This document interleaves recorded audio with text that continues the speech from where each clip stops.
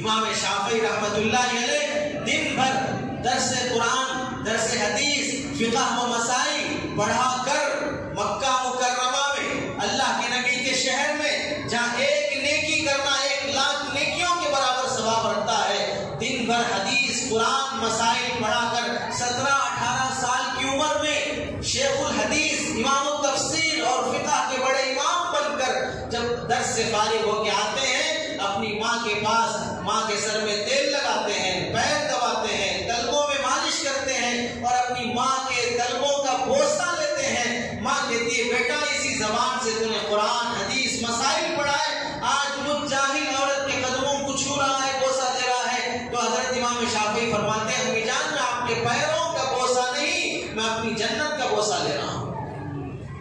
اللہ نے ہر مسلمان کی، ہر انسان کی جنت اس کی ماں کے قدموں